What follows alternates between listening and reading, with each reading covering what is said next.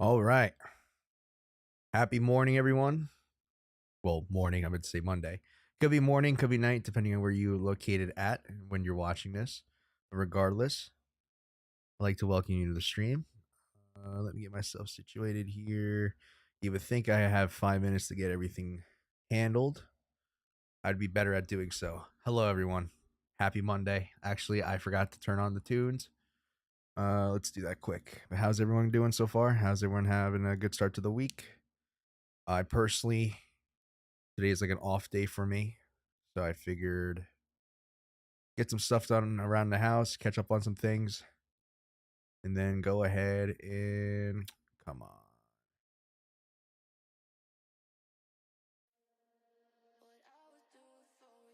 All right, get the music bumping. All right, so how's everyone doing? I'm sure I already asked that, but let's jump right into it. John C, good afternoon. How you doing, buddy? Jack Ove, let me know if I pronounced that right. Hello, doing great. How you know? That's good to hear, buddy. Alan, good evening. Good evening, good afternoon. How's everyone doing? All right, so let's go ahead and get right into it without further ado. So obviously, since I believe last time we spoke, it was the 8th, and I think we were still, yeah, we were right literally the day before price decided to pump. We were kind of sitting in this region here.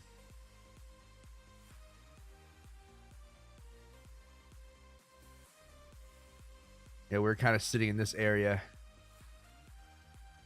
And I basically talked about a couple things.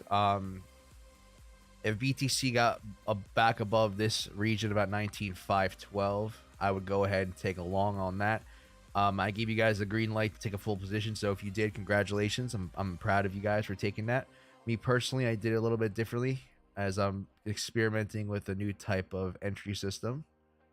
For me, I took 2 separate longs off of these 2 levels here. About, like I said, at 19,512, and then that is not the right color. And then I took another one at about 20,750. I took about 50% of my full position size on each of these, so it still equals to a full position size, but due to the new take profit stop loss system that Bybit is implementing or has implemented, you actually can take separate positions, or quote unquote take separate positions. As soon as basically you take the second entry, your average entry rounds up, but you can still set separate stop losses for each. So it kind of helps you, give you a little bit more of a cushion. Because ideally, the original entry and the main entry I was looking for was at that 20,758 region. But so I did get filled in on both of those. I'm kind of chilling in longs right now, and I kind of want to talk about the next couple of things that could possibly happen in a near to midterm time frame.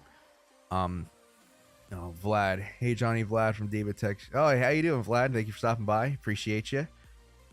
I love the banner you and David came up with. I'm not sure if that was you exactly, but that was a cool thing. So I look forward to chatting with you guys on Thursday. But let's see. Going back to what I was saying with this is there's a couple things I'm looking for. Primarily, to me, this is more of just a straight shot. And if things keep going the way they've been doing, or if price keeps doing what it's been doing the last couple days, I would want to see a test of this upper region up here. All right, and ideally, if I do see that higher high, I'm going to possibly take this short, just because on a bigger time frame, from what I see or what I'm seeing right now, it looks like this wants to be more of a macro ABC, something like this. Now that's huge.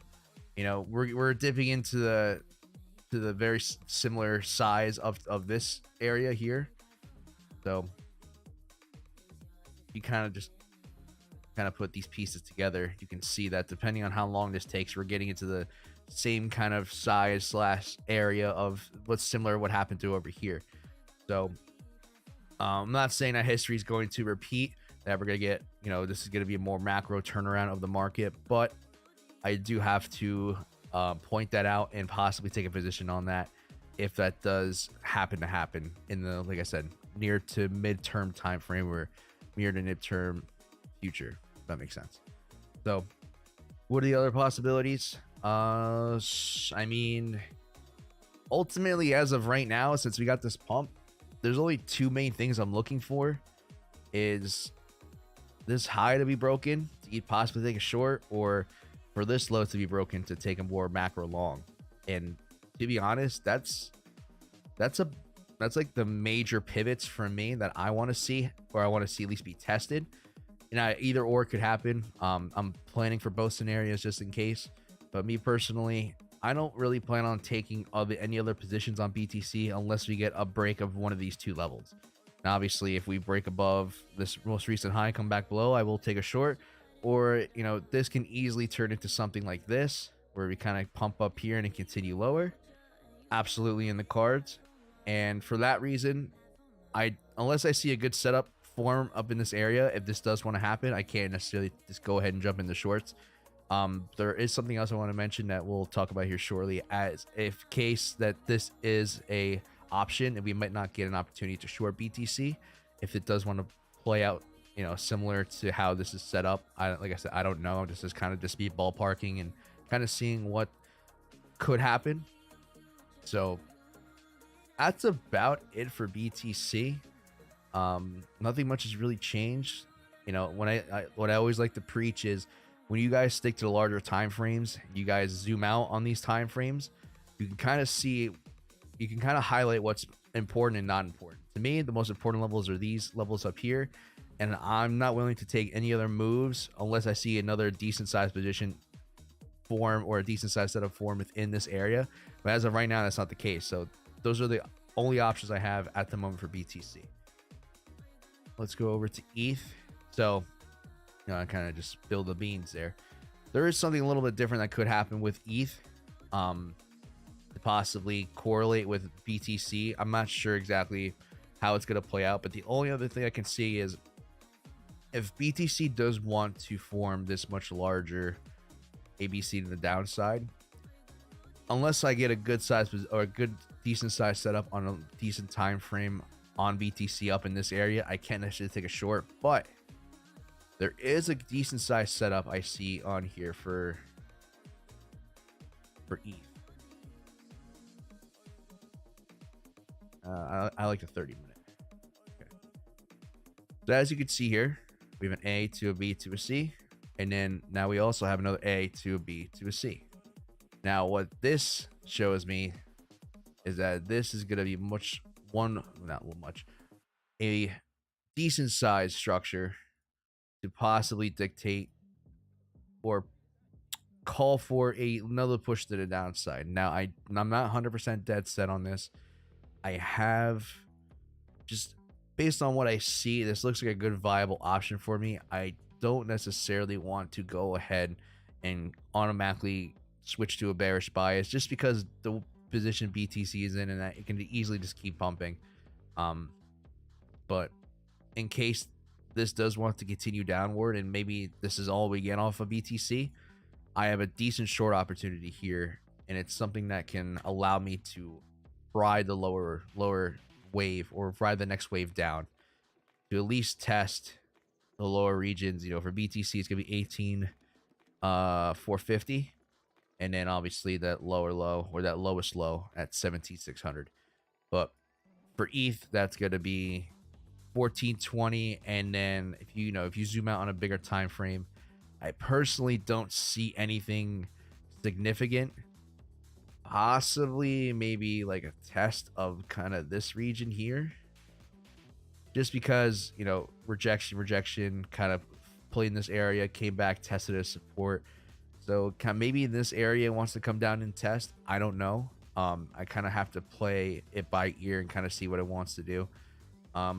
If that doesn't hold, the next area of support is probably going to be down here, somewhere in like the $1,000 range. Like I said, I got to take things one step at a time. I just can't automatically jump to conclusions that we're going to, you know, ETH is just going to dump all the way back down to 1,000. So for me, that's pretty much it. I'll just highlight that short one more time.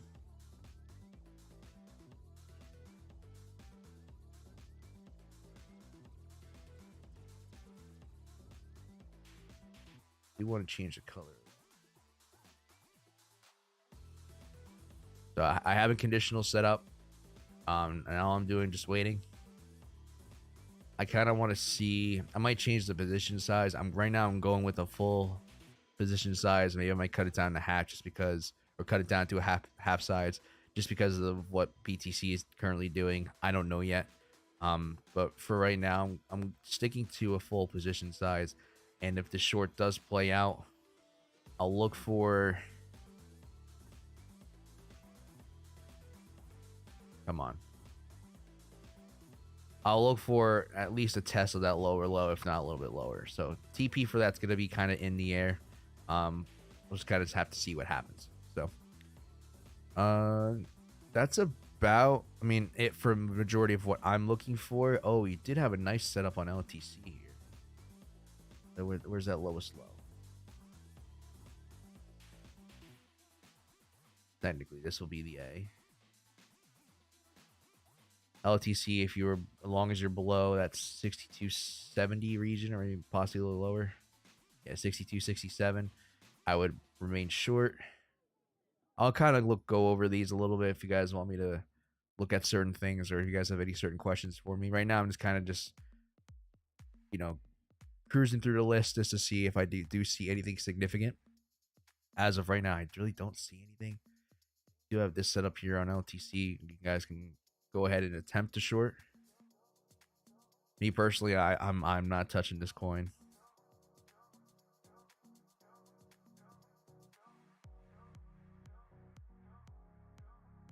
Yeah, BCH, the only place I look to short is there. You know, you guys had a good long position down here.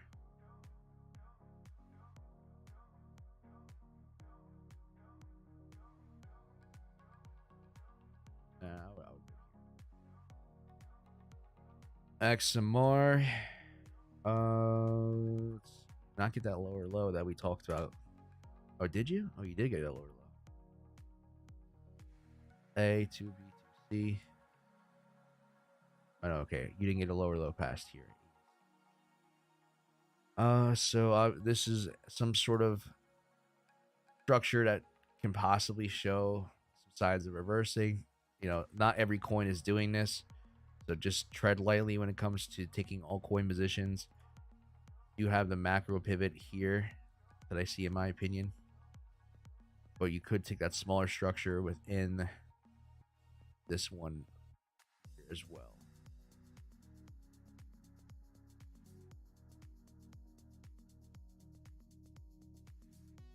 So, all right, let's see. So you guys, you know, we're kind of just hanging out at the moment. I know it's a Monday.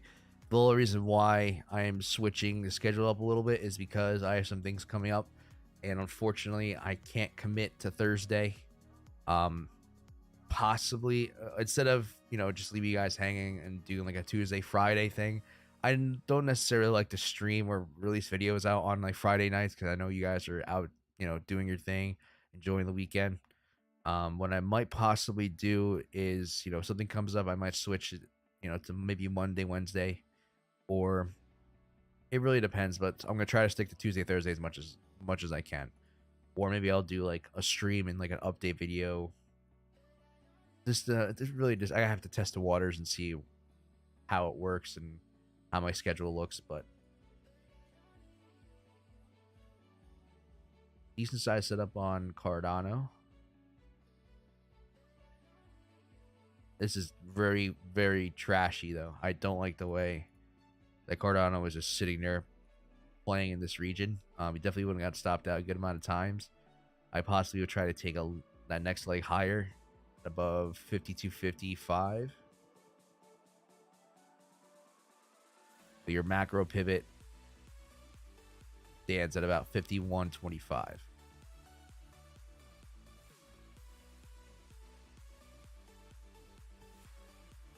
Solana. Interesting what happened. Didn't get a lower low past there. Would have taken that long. Let's pretty much have this. Not the ideal position, but I would consider shorting that.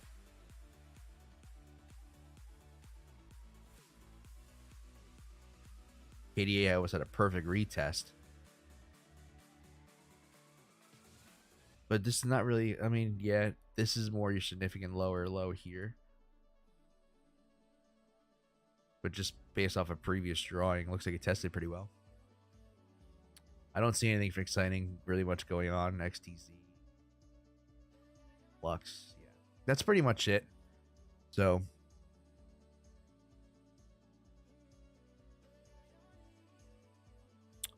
Vlad, that was my girlfriend's work. Looking forward to talking to you. Absolutely, it turned out amazing. I wish if I knew, I just could have gave you. I had the original drawing, Vlad, of like the sketch, so you guys could have. I just could have sent that over to you guys. Maybe next time, instead of you trying to pick apart the logo. But if it wasn't too much trouble, let me know next time.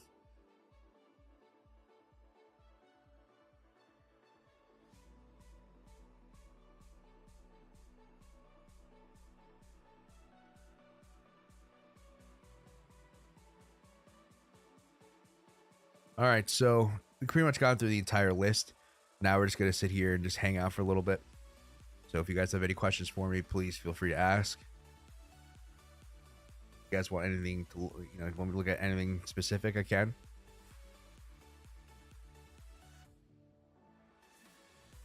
Now's your time to shine. Shoot your shot.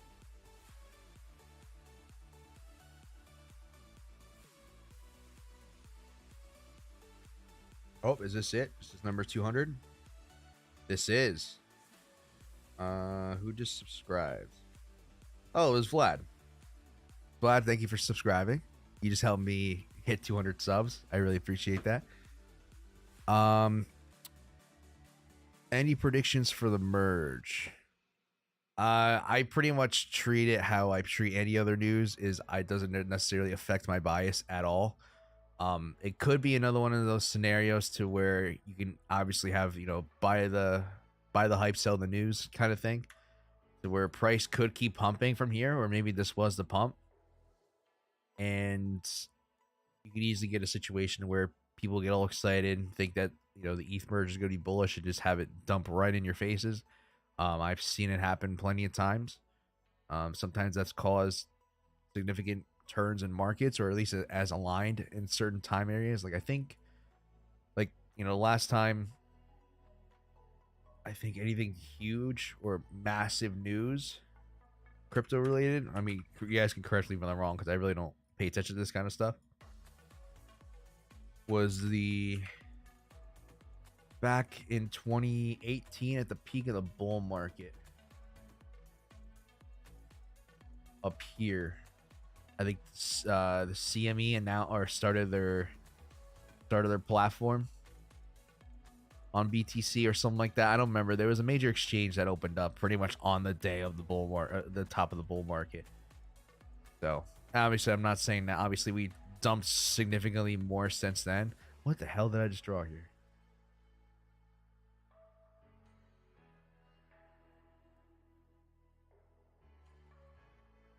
Oh yeah, this is old. This is an old drawing I had. Interesting. So yeah, it's pretty much can be that easily turned into a buy the hype, sell the news kind of situation. Me particularly, I don't care for news that much.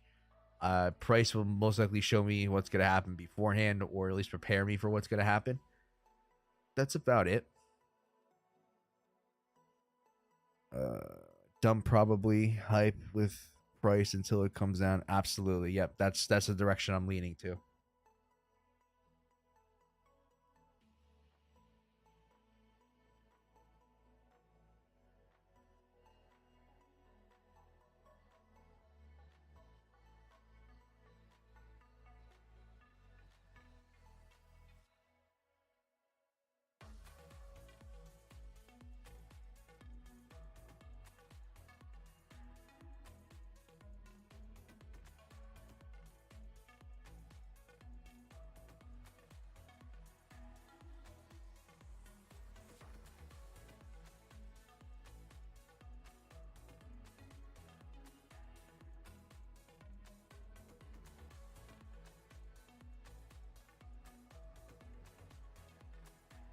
GDP USD. Yeah, I can take a look at that. I said GDP. GBP. I wonder what the... Go with the first one.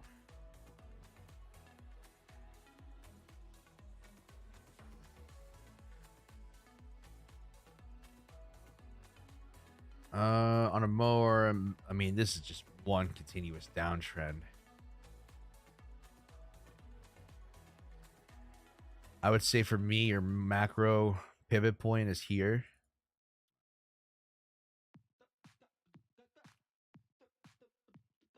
At $1.17.6. Oh, let me get that a little bit more exact. $17.616. That's more of your more macro pivot, or at least medium time frame pivot, in my opinion. Pivot. I can't speak. I don't see. I mean, if I go to like a 30-minute, I could see one already. You know, you do have this one here, but it trends like so. There's so many ABCs within this. In situations like this is why I like the higher turf time frame, because a lot of like, you do have a decent amount of ABC tops and bottoms here. Kind of just observing. And like I said, don't do this on such small of a time frame. You obviously have like one like this, another one like this,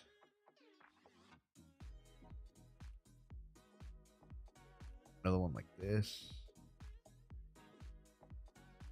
Crazy how it's kind of tough when price trends like that, because you get, especially if you're looking at the smaller time frame, you're just stuck taking every single one. But me personally, this was probably the next decent move off of something like that. Pretty much it. I probably would remain bullish. I'd probably take some sort of long on a bigger scale, kind of more like, I guess quote unquote macro position, is because to me that's, and I'm, forgive me, I'm not good at plotting positions for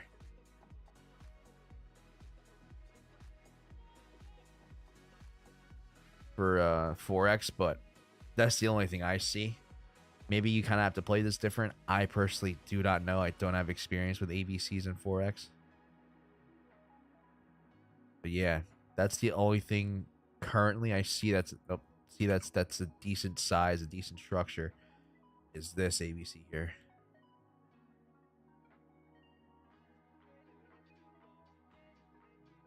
Hopefully that helps. Oh yeah, but go weekly. Let's try weekly.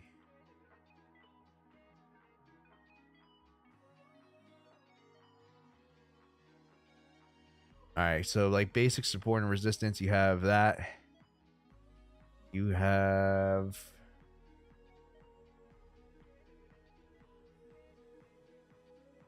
okay, so you do have that one.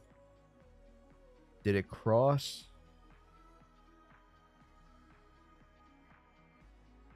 Okay, I see what you're saying. A, B, C to an A, B. In that case, oh yeah, you would have got like a perfect touch on that. I didn't even see that.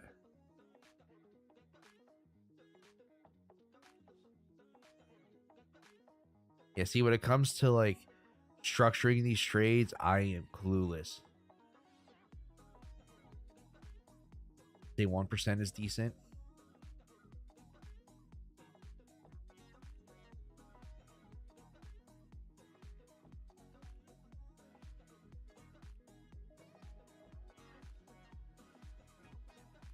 And to me, I would say this could be a much larger uptrend coming based off of this.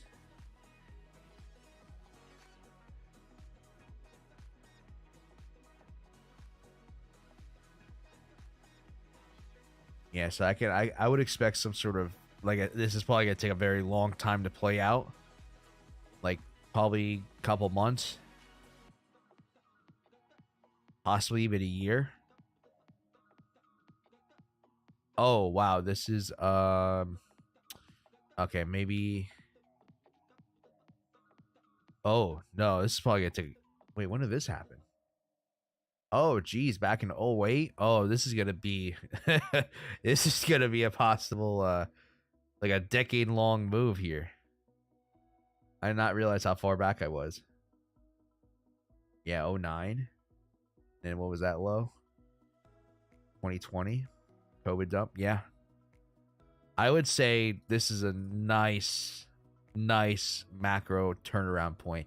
Doesn't mean it's going to, but this is a good spot for it to this is a good place for it to reverse. Edwin, how you doing? Thank you for stopping by. But it is a big move, and this is I'm on the side that this is possibly a much larger market bottom. If that fails, your next level is gonna be the $5 region. But even still, like, that's right now you're sitting above that macro ABC within the C wave, and that's just something I like to see, especially on such bigger time frame like this. I'd say this is definitely a good position.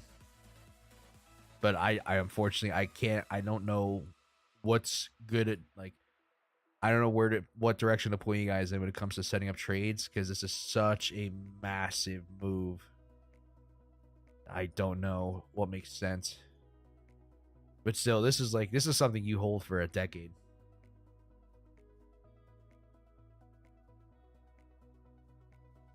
Yeah, I would say this is something you hold for a decade, which is crazy to even think about. At least some push. Yeah, I would take it one level at a time. But, like, if you were to tell me, hey, like, this is a more bottoming, or this is a bigger possible bottom for like a multi-year / possible decade-long market structure change, I would say it's in the cards. Absolutely.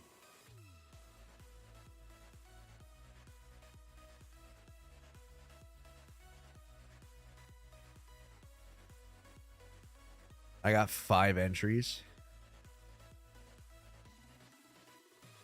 How aggressive are those entries?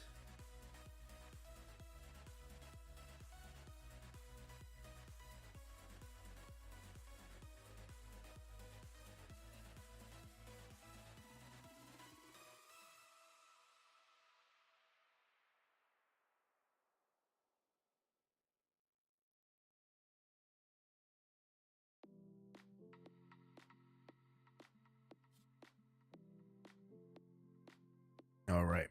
So if you guys have any other questions, feel free to ask, or if you want me to look at something, feel free to let me know. We're kind of just hanging out. It's a little bit of a different than our normal usual schedule. I know it's a Monday, not a Tuesday, but if you guys missed out what I said earlier, is I have something lined up, and it's gonna mess with our scheduled streams that we have going on here for the week. So I figured I hop on today and possibly Wednesday instead of doing Tuesday and Thursday. So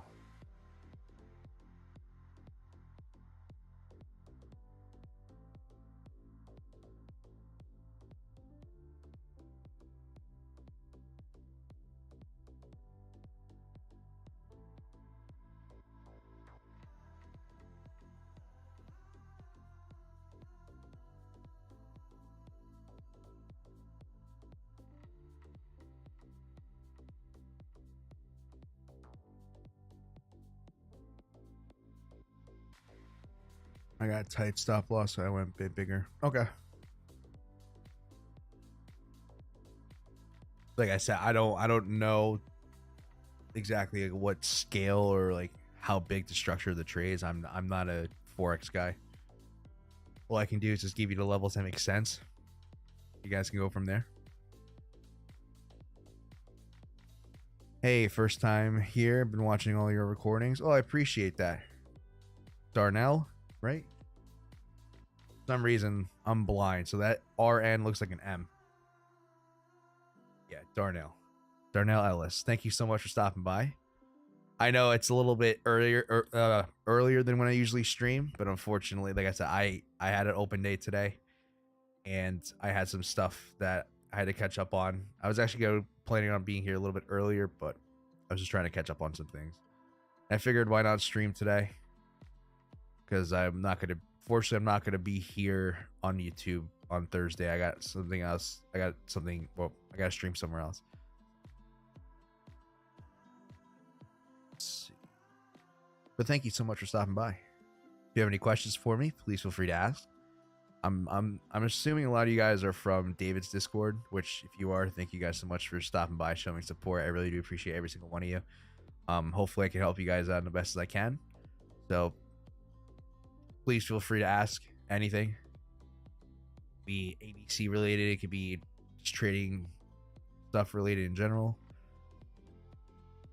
Been using the strategy, it's amazing. I'm glad you like it.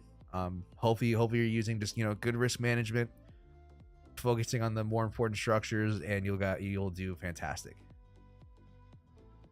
Are you streaming with David Tech on Thursday? Yes. So I will be on David Tech's Discord streaming like a kind of an AMA session where you guys can pretty much ask me anything like we're doing here now. I'm sure it's gonna be a little bit longer than when I usually stream, and it's gonna be a little bit more personal. So if you guys are in David Tech's Discord, I believe you might be streaming on his second channel, like his live streaming channel as well. So please feel free to, hop in there, ask any questions, or just hang out. It's going to be a fun time. I'm excited. Looking forward to hanging out with you guys. You guys will be able to get a chance to pick my brain. Hopefully I can answer you guys' questions, help you out best I can. But yes, I will be there. It'll be 7 p.m. Eastern Standard Time. So depending on where you are in the world, I'm not sure. I can't do the calculations for you, but 7 p.m. Eastern Standard Time is when I will be on David's Discord. How do you decide what structure to trade the ABC from? The easiest way to determine that is by focusing on bigger time frames and zooming out. So a lot of the times, like some people have a good grasp on what I'm talking about. Some people it's a little bit difficult. I don't want to confuse anyone when I say something like this, but when I talk about sticking to bigger time frames, what I'm mostly trying to preach is perspective, keeping a much wider, bigger perspective, because I can go to a 1 hour and do this, and it's not good. Like, this may seem like a lot, but this is nothing. But if I zoom out all the way, this gives you a completely different picture of what's going on. And depending on your setup and what you got going on, some people, this is a 1080p monitor, but this is a 32 inch I got going on. So guys can't really see it from my end, but I have a lot of screen real estate to play with. Some people have 4K monitors. Some people, have smaller monitors than what I got. So it's primarily about perspective, and just make sure that when you guys are looking at these, stick to a 30-minute to a 1 hour, but zoom out as much as you can on the scroll wheel. Which my mouse is wired. I can't reach the camera, but I have an extra one laying around. No, but pretty much take your mouse and scroll down and zoom out as far as you can. And then when it comes to, pinching the chart a little bit, that's a little bit more up to you. But if you zoom out all the way, you can't necessarily go wrong with looking and identifying what's important. So for me, in this example, obviously the 1 hour is good, but like if I want to quote unquote zoom in, I just go to 30-minute. But remember, like I don't know if you guys can hear that, but my scroll wheel is all the way out. I cannot scroll out anymore. So what this allows you to do is this basically doesn't allow me to get lost in the sauce. And that's a lot of things people have trouble with when using the strategy, is that they see ABCs everywhere. But the problem is some of the smaller ABCs that they see are not necessarily important, or are going to determine larger moves or determine the plays that you want to take. So what I do, that's the first step, is zoom out as much as you can. The next step is kind of, once you get to that area, just kind of, look along and see where you see ABCs. But that's if you know where you're at. Like if I go to a whole new chart, like that's a whole different story. Like let's say for LTC, what I'll do if I'm starting brand new is I'll go like a 2 to 4 hour and I'll zoom out and basically get a bigger understanding of what's going on. Like for LTC, that's a 6. I want this. All right, for LTC, this looks like, you know, a bigger A to a B to a C. All right. And we could have bottomed here, but you also understand that there's structures within each wave. I don't really like this. So this could be a possible bottom. If not, we're going to do something like this. About putting the pieces of the puzzle together. So, once you, I'm trying to just like answer this as like in chronological order. So once you zoom out, all right, once you understand the bigger picture, those two are interchangeable. I would say understand the bigger picture first, and then you could zoom in on a smaller time frame, like an hour 30 bit of a, make sure you guys are zoomed out. And from there, you'll get a better grasp, a better understanding of where you stand within the structure. So for me, based on what I've seen on a bigger time frame, there's two possible outcomes. One is that this is a much larger ABC, and we either bottomed on this low, or we're possibly working our way down to form another low. And then from there, we have its own ABC, just like how I preach when I do this, is each structure has, most likely it's going to have its own individual ABC. Some are cleaner than others, but most of the time it's going to have its own structure within. And nowadays, now that I put this piece of the puzzle together, okay, what's the next possible outcome? Now, it really depends on what's going on here. From there, I go, it's like an hourly or 2 hour.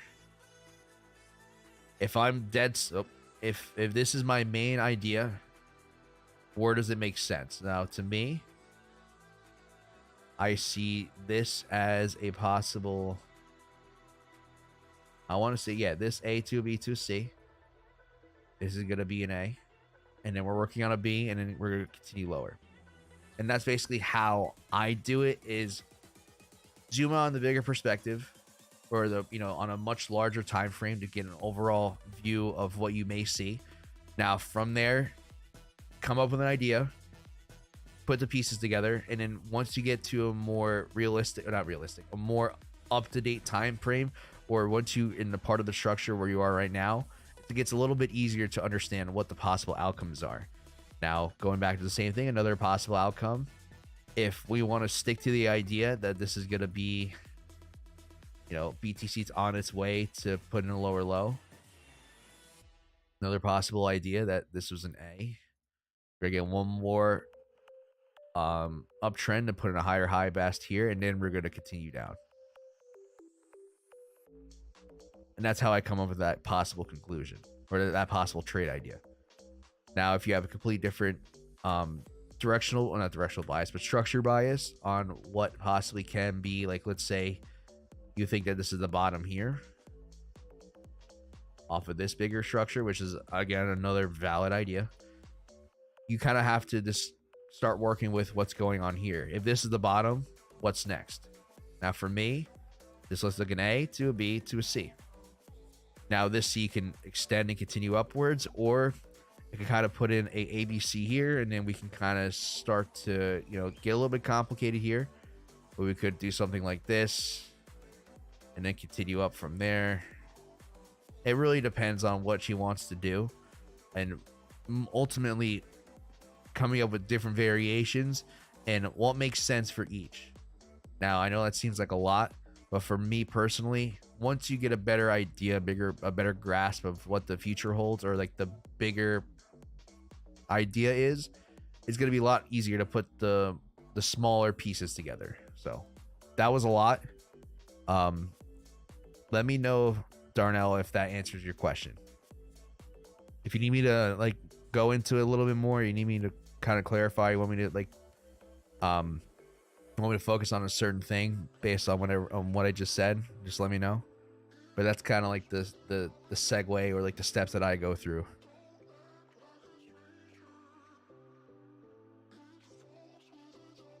I usually use a 4 hour. Yeah, you could use that. It's like I said, it's mostly about perspective though. This ETH USDT entry and a lot of ABC entries are at points where people will usually buy like the last support. You have a lot of losses like that. You get stopped out by a wick tight stop loss. Yes. So that depends on how you structure your trades. Now, let me explain. Try to think of a more recent scenario where I've gotten wicked out. Hold on, just give me a second here. All right, so like right about here. So I had an original idea that I was going to take along off of this structure. All right, and I did. Now, getting stopped out a lot primarily depends on how you structure your trades. And let me just show you a couple different examples. Now, when it comes down to R&R, obviously, like if you have a certain, let's just use this top as like a take profit. Now, this is a hypothetical. I just want to show you guys how the number changes and basically the good and bad things with that. So as of right here, you have this ABC setup. You're taking along off of this structure.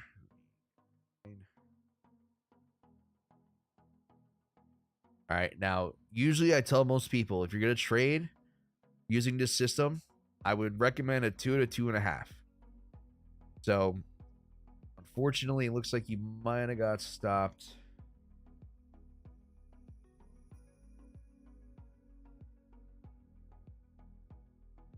I would say once, twice.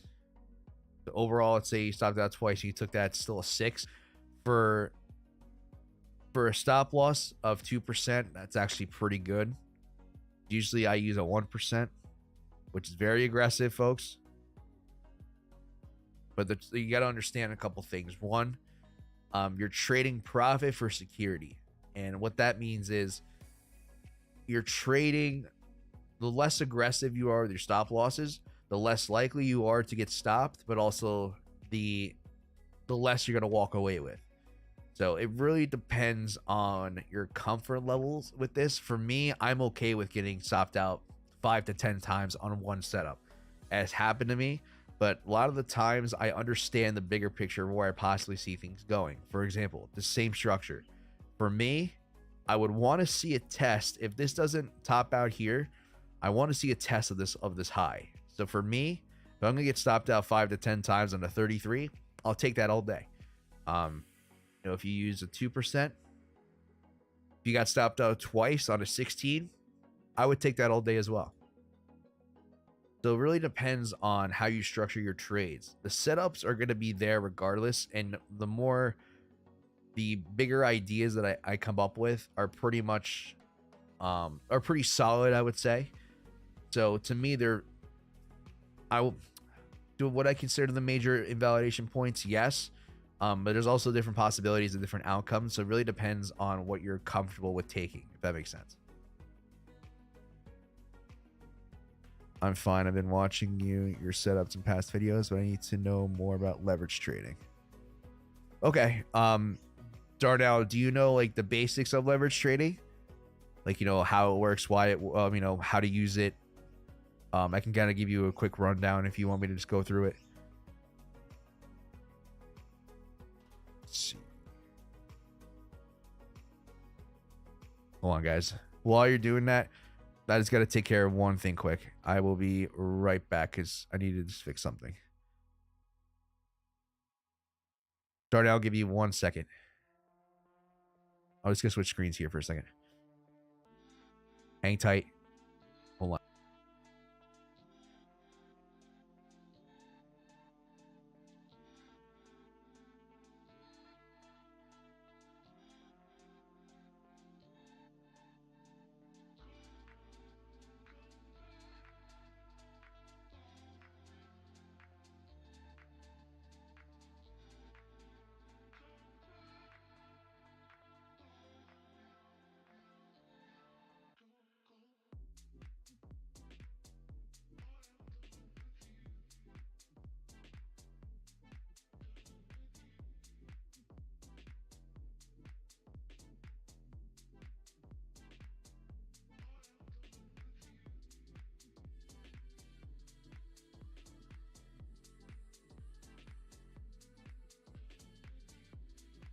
All right, forgive me.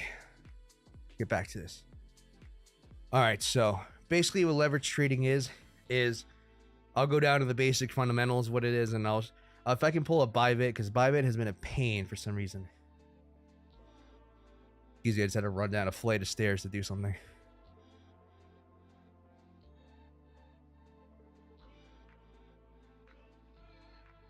Yeah, so forex leverage. I mean, it's kind of the same concept, but I believe you can use a lot more leverage.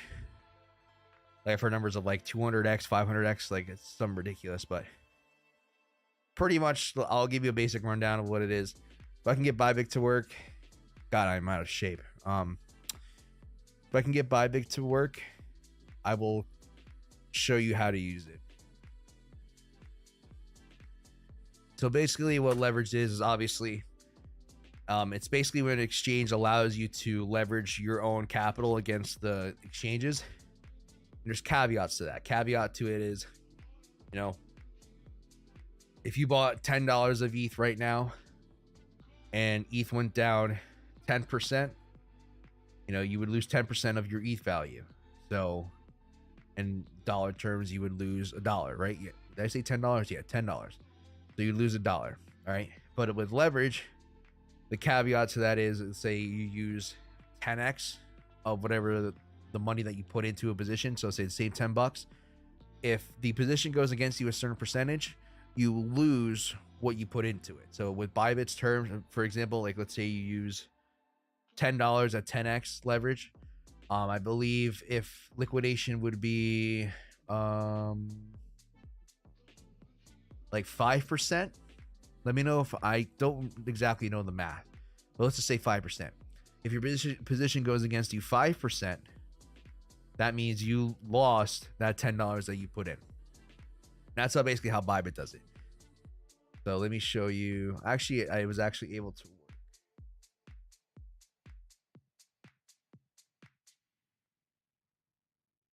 Let me move my head so I can show you guys like. Okay. So as you can see, this is Bybit. If you guys are interested or you guys are curious, the account is sitting at 1,052. If you guys don't know, I started with $500 back in like February, March. So what is that? 7-8 months. I've 2x an account, doing decent. I was sitting on a lot more, but sideways price action does get the best of the ABC method sometimes. But let me just go over basically how this works and how to use leverage properly. So a couple of benefits of using leverage. One is that you don't have to use your entire stack to get the same results. So for example, let's say you had $1,000 in your account. You don't have to use all $1,000 to trade with. You can actually leverage that capital by using less margin, you relying on a little bit of leverage, and from there you can grow an account at the same speed or the same progress as you would throwing the whole 1,000 in. I can show you how to do that. That's just kind of like an easy way to explain how leverage can help, or one of the ways leverage can help. So the next step is identifying what leverage to use, why it's important, and basically how to calculate stop loss and everything. Now, luckily, you know, we used to have to do this by math, by trial and error. But somebody who was subscribed to Kite Crypto, if you guys don't know who he is, he's a good friend of mine. Please go check him out. If you guys watch me and don't watch him, he's the guy who taught me how to do everything. So I recommend you guys definitely go check him out. But I'm sure a lot of you who are here have also heard, or at least, you know, if they don't watch Kite, you definitely know of him. So there's a website that someone created, which is a Kite risk reward calculator here, right? And so all this basically simplifies everything. And how you're gonna do this is you're gonna go. I'm gonna just plug in the numbers here. We're gonna go from there. I'm gonna show you guys like how this works and how to use it. Now, the main things to look out for when you're using this is, where is my? Probably just combine all this. The main thing to look out for and understand how to structure this is plotting your trades ahead of time. So let me give you an example, like with this ETH trade. So for me, obviously this ETH trade is the trade I'm talking about. I'm going to be shorting this. And also leverage allows you to short as well. So I have my entry here. And then now before you even go ahead and plot your position, that line is wrong. Just make sure that you kind of plot it on your chart ahead of time just to see if it looks good to you. For me, I do this because I want to see like where I'm at. Primarily, I want to use, like I said, I'm going to go based off what I would tell you guys to do, 2%. All right, based on the setup here, I would say a valid take profit is a level past this low. The R&R looks decent, so I'm going to go ahead and I'm going to attempt this. So now your entry is this silver number here. For me, it's 1785.35. Maybe a little small for you, but I'm just going to use that number for reference. All right. So you're going to go back to the calculator. Now it's going to say you're starting with $1,000. The first thing you want to make sure is that regardless of how, because you can manipulate these numbers however you want, make sure that your portfolio at risk is at 1%. Make sure the stop loss number here matches the stop loss percentage on your chart here. So, you know, it's 1.99, but, you know, let's get it 2% exactly. All right. So that 2% matches the 2% here. And now what this allows you to do is basically it'll help you manage your risk better. Now you want to maintain a 1% risk. So now what you're going to do is I'm using, you know, the number here I have is actually pretty good. So I'm going to stick to this. So as of now, we have $1,000 portfolio size. We're going to be using 2% of that 1,000, which is $20. And then we're going to be risking 50% of this number, which is 10. All right. And the next thing you want to do is go into Bybit or any, you know, you can use Bybit. You can use what's Binance. Binance has their own. I'm pretty sure you can use Femex. I've used Femex in the past. It's pretty much all the same. I'm not sure how it is for FTM and how they calculate it, but unfortunately, you know, this works really good with crypto. So all you're gonna do here is I'm going to show you actually what I did for ETH. All right. So for ETH, as you can see here, this red line is the conditional that I had. So I already set this trade up. All I'm going to do, you know, this is a little bit different, but because I'm personally taking different, I'm personally taking a little bit more aggressive of a trade. I'm going to show you exactly how I set it up. So the first thing you're going to do is go to conditional on the right side here. Make sure that you set the switch here from limit to market, and it's going to change a little bit in the menu. All right. Next thing you're going to do is go back to your chart, look at the number I showed you before, 1785.35, and that's going to be your entry. All right. So 1785.35, or the MX, yeah, 1785.35. All right. And then below here, it's going to ask you for quantity. Now, the goal is to get, so I'll just use point. The goal is to see, you see these two numbers here. It's kind of hard to see, but it's a red and green one. That's going to be your cost, your actual quantity of what you're using. You pretty much want that to get as close to this number here as possible. So in this case, it's 20. So we got to experiment a little bit. All right, so in this case, it's 0.29. Next, you're going to make sure you hit sell short with take profit / stop loss. All right, just scroll down. Once you get to this section here, stop loss USD. Oh, come on. Stop loss USDT. All you're going to do is hit the number that corresponds to this. So how I do it is I move it in increments according to what Bybit gives you. So for me, I can put 5, 10, 25, 50, 75%. In this case, it's 50%. So now, if I don't, like I said, it's gonna be a little bit small, but I don't know if you guys can see this. That says $10.07. And this is $10. Now, ideally, I want you guys to be a little bit under. I'd rather be a little bit under to a little bit over. So I'm actually gonna reduce this to 0.28.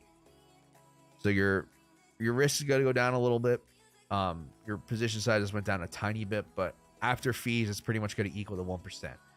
And so now what this does is this allows you to set up trades with using the ideal risk. So at the end of the day, if you set up everything correct, you know, your leverage settings here match what it shows on the calculator, you should be using proper risk, using proper risk management. And then from there, you know, if you lose, you're going to put 990 and this number is going to adjust. Or if it grows, let's say you hit this on the first try. So what was the R&R?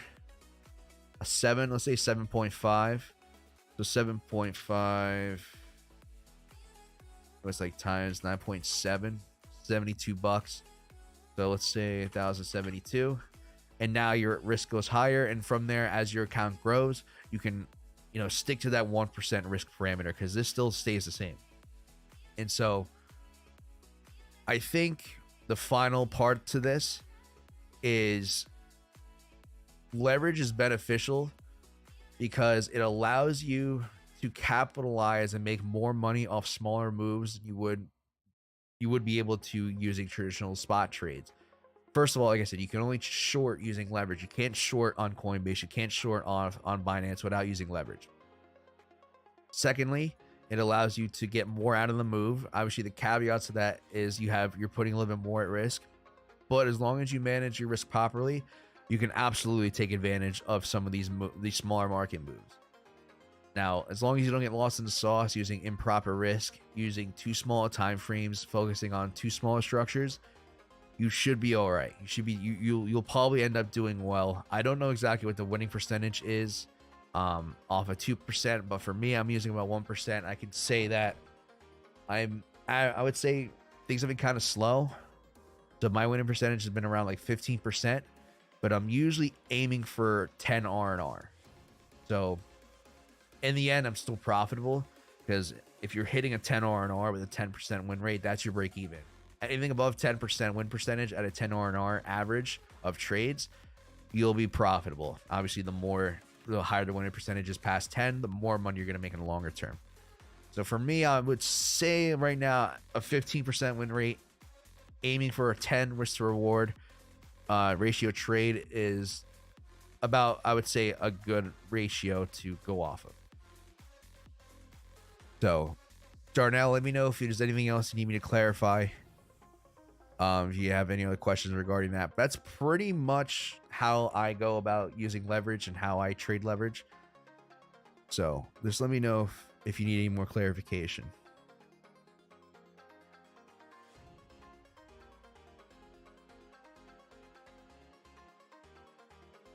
And Shakov, I believe I answered your question before, right? With the stop losses, I do get stopped out a lot. It really depends on how you structure your R&R, or how you structure your trades. I use Kite calculator. It's invaluable. Absolutely. That's great. Thank you, Darnell. Hope that helps moving forward.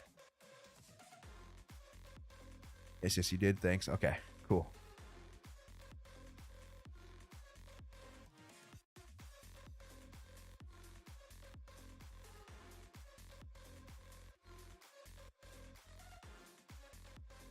All right. Does anybody else have any other questions for me?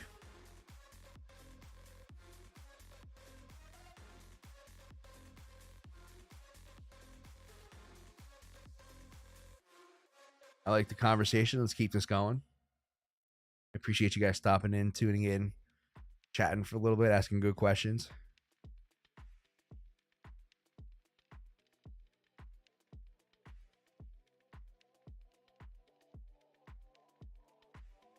Let me move myself back.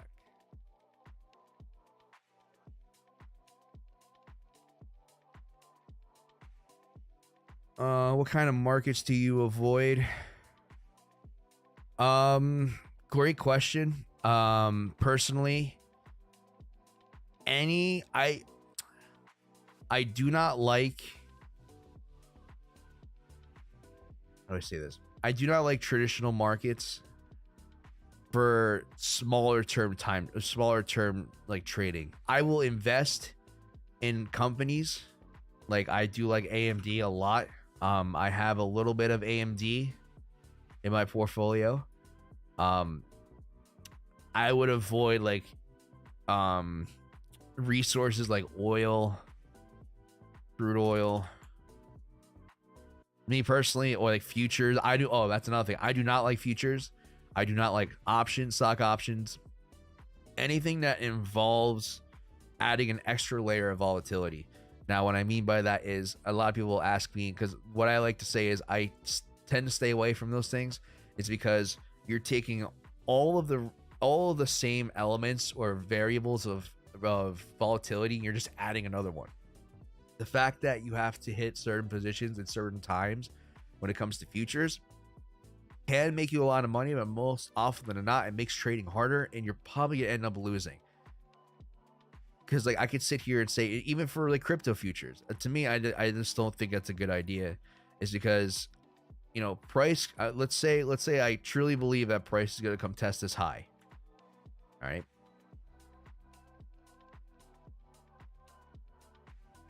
For me, I can't sit here and say how long it's gonna take, but you know, Bybit allows you to trade futures to where if you think price is gonna hit up here, you could actually bet on that, but it has to hit it within a certain time frame.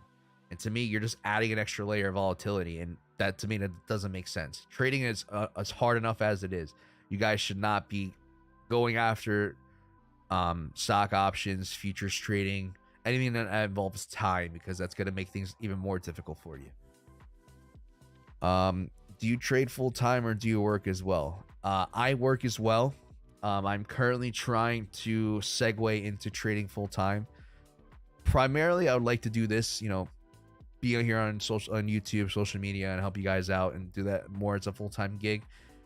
I don't recommend, surprisingly, I don't recommend most people do this full time.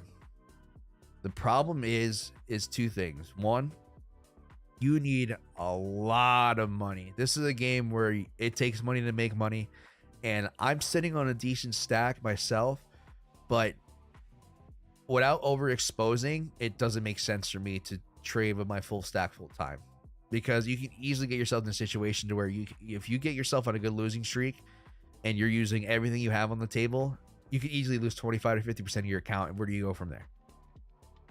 That's one of the things I talk about, especially for people who are doing well. The next step is understanding that it's not good to, let me just give you guys an example. If you guys can turn, you know, let's say my example, I think I could personally, by the end of this bull market, turn $500 into like 50 grand. I think that's fair. I've done way better before. So I think 50 grand, I think 100x, wait, no, 1000x within a bull market, or, you know, between this sideways market and a bull market. It might take a couple years to do it, but I think it's easily doable. That's a lot. Now, what if it fails? Like, you can do the same thing with your full stack. You know, you can take $10,000, you know, if you say you saved 10 grand and you try to turn that into $1 million bucks. I'm not saying you can't do it, but you have to be so aggressive in order to do that. That for me, it's not worth most people who do that, especially like, I would rather you guys have the skills and the knowledge first and then build, versus you guys have a nice stack that you saved up for and blow it all while trying to learn. That's just me personally. So if you can get yourself like if you can get yourself like even to the 6-figure mark, I still don't think that's enough to go full time. I would want to be personally into the mid to high 6 figures, if not low 7s, before I can really consider full time doing this full time. That's just me, and I'm nowhere near close to that. I would have a decent amount of way to go. So that's just me though. If you want to be risky and do that, my problem is with me, I'm in a job situation where I don't make that much. So luckily I can pull a little bit out from trading profits, or, you know, for me, I try to save as much money as possible.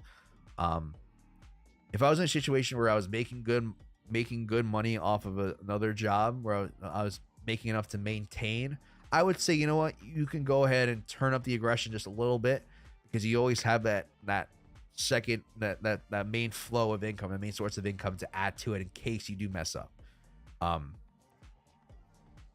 Like I said, that's the reason why I don't necessarily, I'm not full time, and that's the reason why I don't recommend most people do this full time.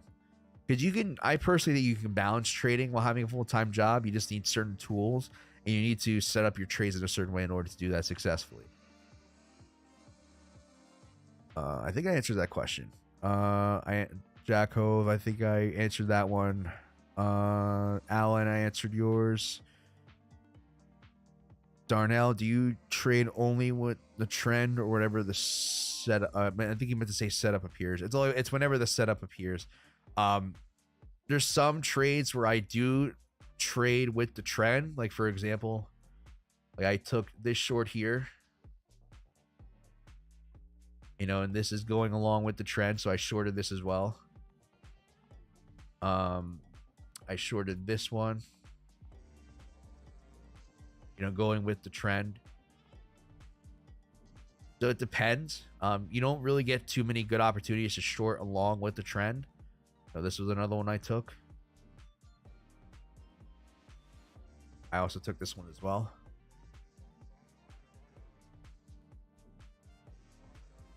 So it really depends. You know, if this is a bottom, I don't think this is. Well, I would say if this is a bottom, if this continues to pump, I'll go ahead, and if I see a setup that allows me to long it off of a pullback, I'll keep trading the trend as well. It really depends on what the market gives me. Keith, my man, how you doing, buddy? Thank you for stopping by. Preach, brother. I miss you, man. I gotta come see you soon. We'll figure something out. So thank you for stopping by. I love you, and I miss you.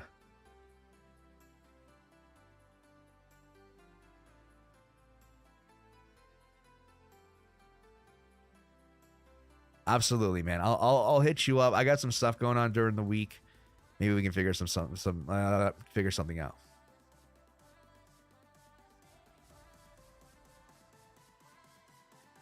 Alan, thank you for the insight. Thank you as well. Thank you for asking.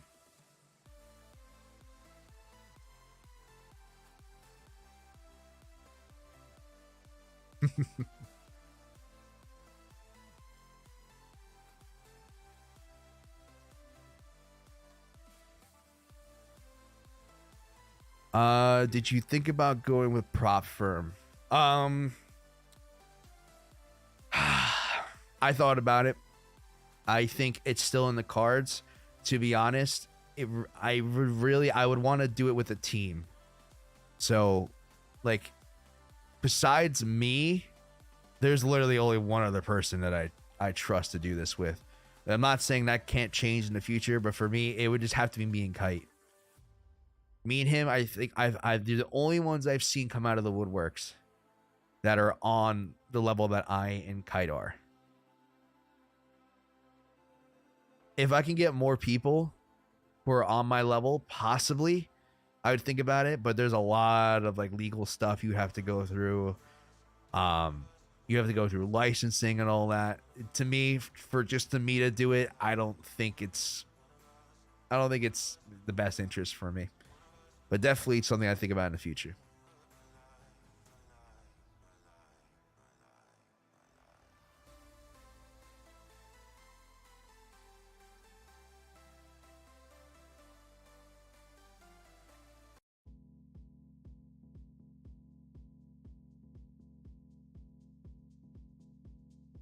Oh, excuse me.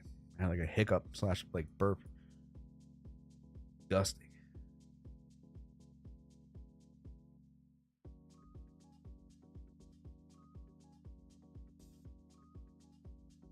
Oh, maybe the ETH position might get filled.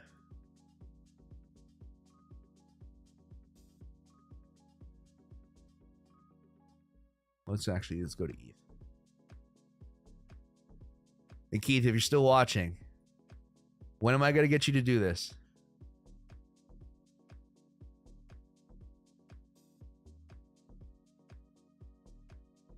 If you're not watching, I'll hit you up later. But one day I'm going to get you to do this, man. Time for you to trade, to make some real trades.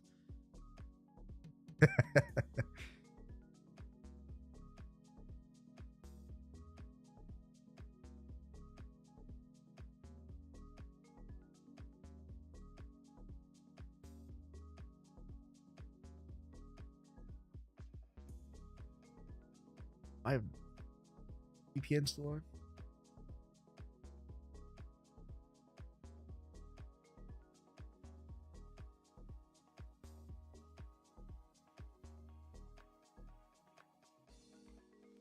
See if we get filled. I doubt it will happen in stream. Even still, it might not even be a guaranteed win. But we'll see.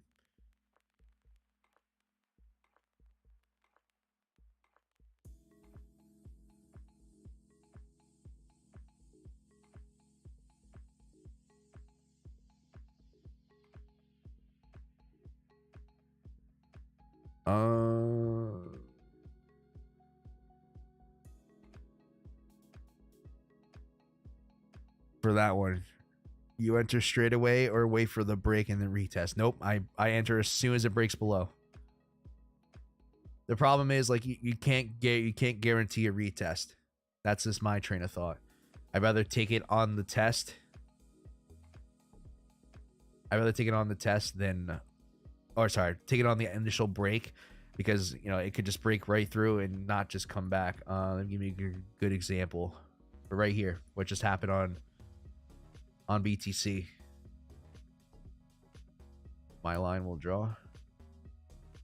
You pretty much had a break and you had no significant retest, so you would have missed out on that if you were trying to catch a retest on that. Still making love to Spy. Hey, one day I'll get you on. I'll get you on the Bitcoin game.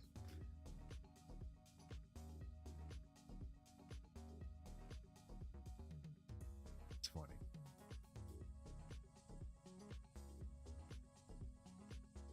Hopefully that answers that question.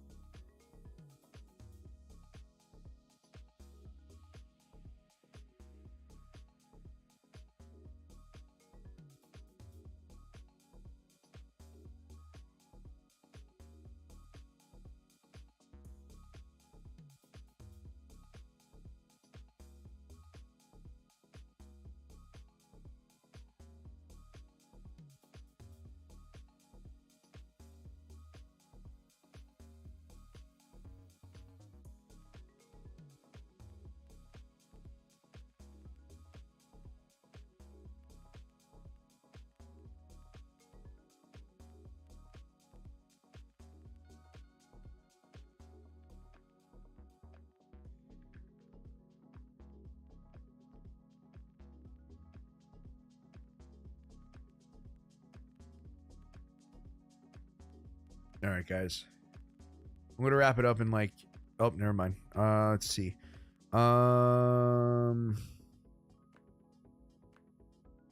Did you think about changing strategy for something with less losses, where you make less trades that are bigger? Do you only use ABC? I only use ABC because for me, this is the most. How do I say this? I think for manual trading. Now, I know a lot of you guys are coming from David's Discord. I know you guys mess around with bots and algorithms and all that. I think that's its own separate animal. Me personally, when it comes to trading, manual trading, the ABC method is probably the most exact. It's not perfect, but it's going to be the most exact. It depends on how you view the structures and how good you are at doing so. You can definitely get pretty exact with this method. The only reason why, because how do I say this? To me, losses don't matter because it's all about R&R. And the beauty of R&R is that you can set your own R&R. Now, for me, when it comes to like I'll give you an example of something where I got stopped out a good amount of times was BTC. All right, I took this short here, and me personally, I got stopped out a good amount of times. Let me show you a couple of scenarios to where it would have been a little bit less of a headache. Now, this example here, I took profit about somewhere in this range. Let's say in the middle here. So right off the bat, it's an 18.38 risk to reward ratio. All right. I just only was using 1%. So I got stopped out once.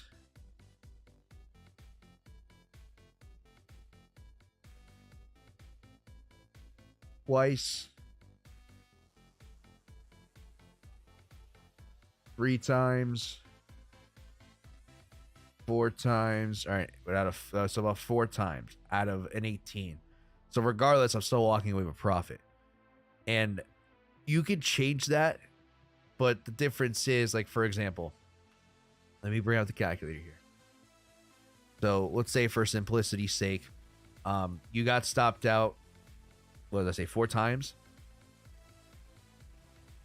So I want to do the math here for a second because I want to show you guys something. So we're going to I'm going to bring out the calculator.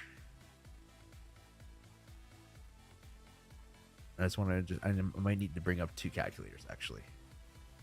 I'll show you guys what I mean. So let's say you had 1,000. All right, so obviously you would, the first time you would have lost, you would have got down to 990. All right, and then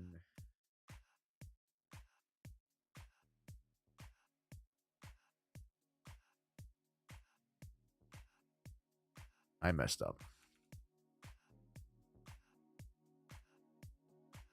All right, and then the next one would have been about 980. I'm just gonna round it up for simplicity's sake. So let's see another one, and then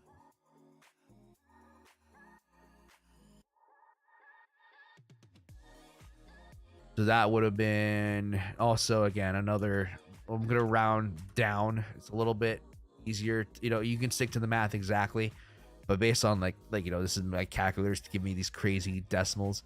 I'm just gonna sit here and use that for now. I'm gonna do one more. So that was the 4th. All right, so 960. I just want to make sure I got everything right. Your portfolio got down to 960. So the 5th trade, you would have taken your risk at $9.60, and you would have walked away with an 18.38. So let's bring up this calculator here. All right, so let's say a buck 70 after fees. So now you're gonna add the 170. Yeah, let's round it down to 170 just to account for fees. Now you're net positive, right? 1130. So just keep that number in mind. Now that number significantly reduces if you even go to this 2%. Now watch, I'm going to go to 2%. Now in order for me to figure this out, I have to go and figure out how many times I got stopped out. Let's see, 44,750. Oh.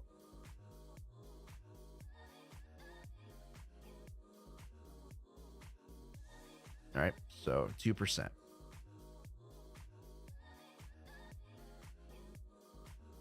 So in this case, I only would have got stopped out once, twice, 3 times. All right, so you're using the same risk parameters. You know, let's bring this back down to 1,000. Did I say twice? 1, 2, 3 times. Sorry, 3 times. Same thing. I'm just gonna round things down to make things simpler. That's going to be about 970.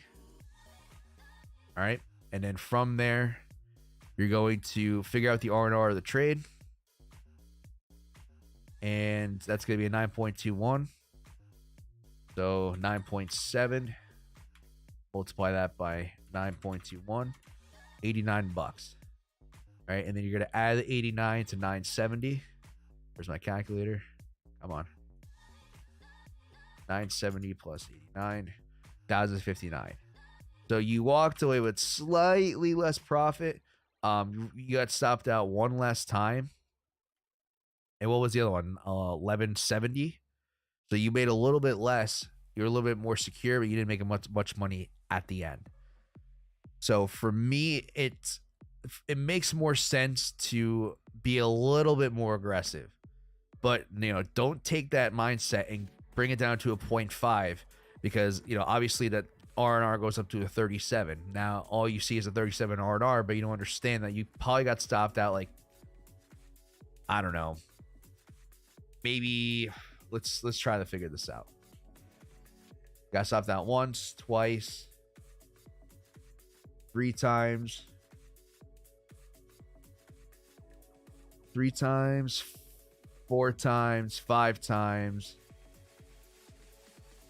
6, 7, 8, 9 times. That same setup. Now that's almost twice as much as the other one, as the 1%.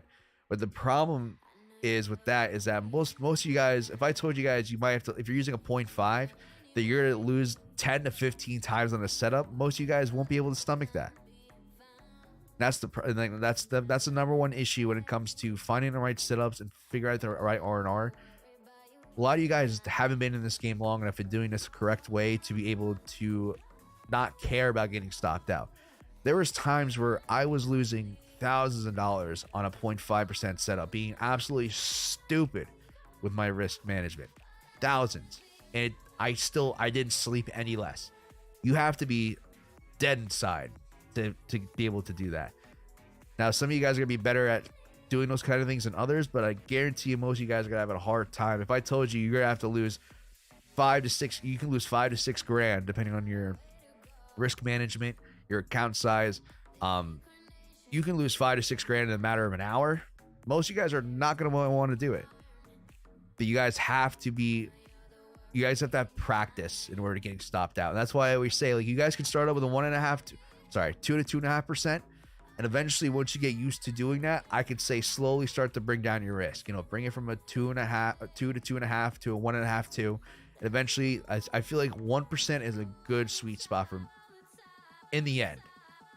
But you have to get used to not getting too attached to your losses. You have to stick with the plan, stick with the setups, and stick to trading them. That's the only way you're gonna get better at this. Jacob, I hope that answers your question. That's the reason why I don't care necessarily about how many times I get stopped, because for me, I understand the bigger picture, and I know that, you know, in the end, I might be getting stopped out a little bit, but I'm making more in the long run. That's the reason why I personally like using 1%. That personally, for me, that's the reason why, for me, that's a good middle ground. Because 0.5, you run into the issue of getting stopped out, not staying on top of your trades. 2%, you're not going to make as much money, unfortunately. But through time, you guys will absolutely get better with detaching yourself from getting stopped out, detaching yourself from making bad decisions and all that. Let's see. What if you get stopped out 4 times, the market still keeps moving up like that a few times? You just wait for the next setup. I know exactly what you're talking about. Like, I've taken this setup here.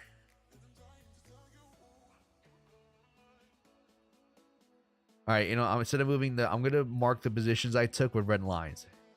I taken this setup, got stopped out I think once or twice. Took this setup, and this got stopped out a good amount of times, and then eventually I took this. Now, even with, so like, if you want to do exactly how many times I got stopped, I didn't take this. I did take this one, but I believe I took profit early on this. I don't remember. I have to go back in the logs and check. But let's just say I took this, and let's say I didn't take profit. So let's take a worst case scenario. Took it once, got stopped out. Took this one, got stopped out. What's 1%? Got stopped out once, twice, 3 times, 4 times, 5 times, 6. No, sorry, this would have been 6, because once I got past this entry, I did not take every single other one until I got this bigger setup here. And then once this bigger setup forms, it becomes valid. These 2 other entries don't matter to me anymore. So I'm just focusing on this one. How many times was that? I forgot. Someone remind me how many times I just said I got stopped out. Was it 6, 7? Just let me know, chat. And I'll keep going from there. Do you have an idea what the win rate would be with the strategy? It depends on your R&R, Phoenix. I'll let you guys know that in a second. I'm gonna hold on, I forgot. Just correct me if I'm wrong. Once, twice, 3 times, 4 or 5. I'm gonna say 5. All right, 5. That's leading that. So I'm already down 5 times going up to this setup. 6, and I believe I might have been 4 more. Let me just double check. 7, 8, 9, so 10. So even with all of these other stops included, I still walked away net positive plus 8. So our last I heard was 4. Okay, yeah, so that should be equal 10 then. So even with the 10 stops, going back to what the R&R was before on this trade, I still walked away net positive with plus 8.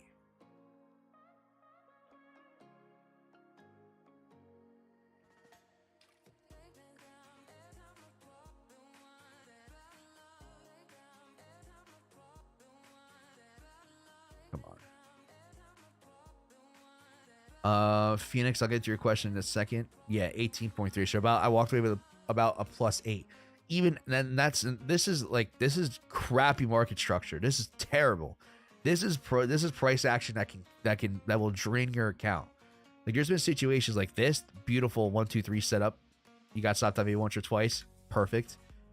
This one you got stopped out 4 times, but pretty much perfect. I also I didn't really take any major shorts until we got back above here. I took longs down here. I took profit on those longs. I kind of played. This was a beautiful range for me that I played. That I think pretty sure that was a massive R&R. I think like a 30 on a 1%. So like, even with price action not doing the best and not helping you out and moving the best way for your strategy, you can still walk out on being profitable on top. Yeah, this is a 28. So let's see. Phoenix. So win rate, it depends on your R&R. So for me, using 1%, I would say on a bad losing streak, I would say like 12 to 15%.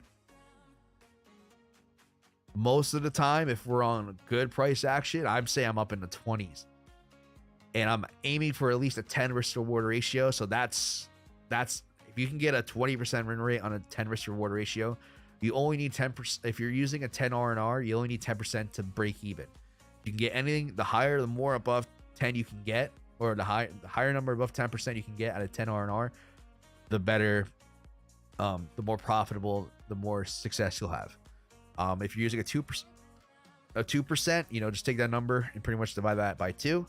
Ideally, if you're using a 2% stop loss, you're going to want to have a 20% win rate. And from there, anything above a 5 is going to be what you're going to be aiming for. Let me know. I'm pretty sure that's the correct math.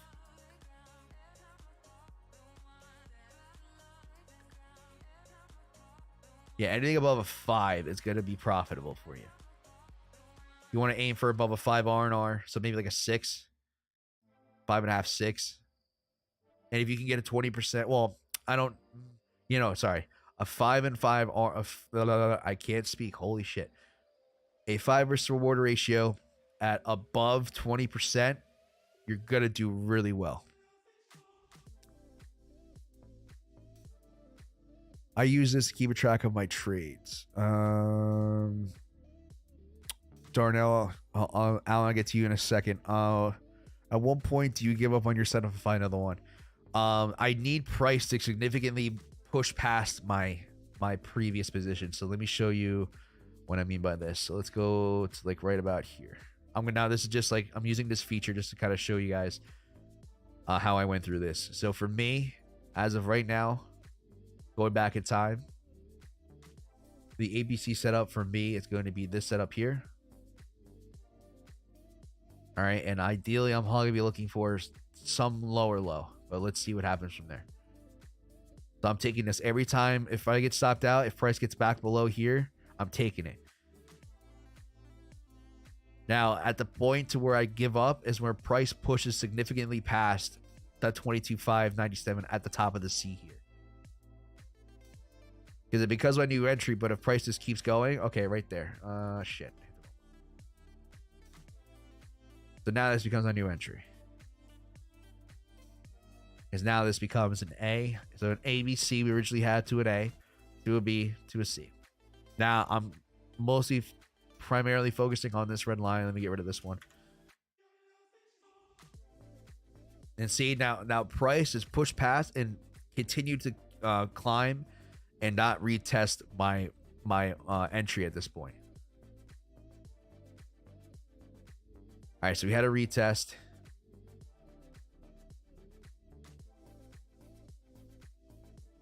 Okay, so I did take this, but now I got stopped out. For me, I can see that this is one continuous trend. So I have to, when I do this, I kind of look at it in real time. To me, this is one continuous trend. Now that that trend broke and we have a downtrend, I'm looking for some sort of higher high, and this will be my new entry. But notice how I already marked it beforehand.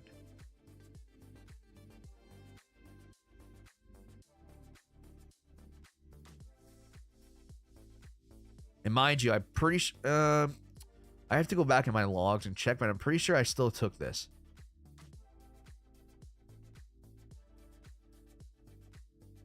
Okay. So now, as soon as price puts in a higher high, I now have a much larger ABC within the C. So, like, when we were back here, I marked... All right, so when we were back here, I marked this as my next new entry, but also I was willing to take entries off of this setup here as well. I don't know if this is going to be the top or if I'm even going to get another retest of that high.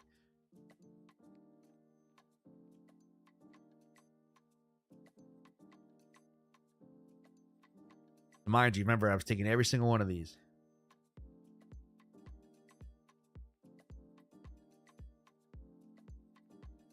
All right, and when we get up here and we're pretty much at that next high, I'm most likely gonna assume that we're gonna break that most recent high, and from there that becomes a new entry.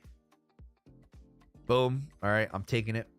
So I'm in here, and now to me, without even going further in price action, this is a completed setup for a reversal. We have an A, B to a C to an A to a B, and now we have a B, and then we have an A to a B to a C to a C. Now remember, I talk about this a lot. Is a lot of the times each structure has their own ABCs within each wave. Unfortunately, the B wave did not have a nice ABC setup, and if it did play out differently, like for example, if this downtrend went something like this, like that, I would have taken that long and rode the wave up, but it didn't. But so all I had to do is just go off what I see, and now I don't care if price continues to go up here. This is such a significantly sized ABC that this is going to be my main pivot point. And I'm pretty sure this is the top. This was the top. So now you guys can see. I'm not going to show you guys the rest of what happens, but that's where I pretty much took my entry until, and the only way that would have became invalid is if price just continued to just go up. All right, if prices continue to go up, I have to let it go, and I have to wait for price to give me a new position. Or if price came up, continue pumping like this, and then eventually came back down to where it gave me a good setup off of like a setup right here, then I can go ahead and play the continuation higher. But I have to play with it as it goes. Let me know if that helped, Darnell, if that answered your question. Alan Clark, 44% win rate with an average of 4.4 R&R. ABC.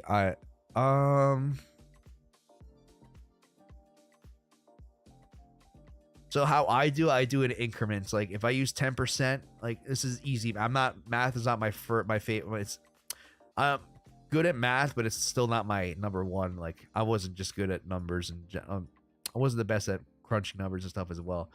So I believe I have to kind of just divide that. So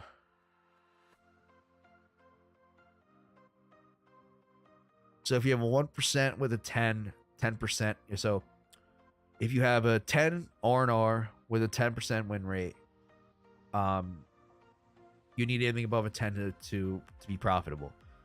If you go to a 2%, you're going to have to double the winning percentage in order to break even. So that's going to be 20%. And if you want to you want to double that, so 4%, you're going to need a 40% win rate at about a 2.5 R&R. I think that's right.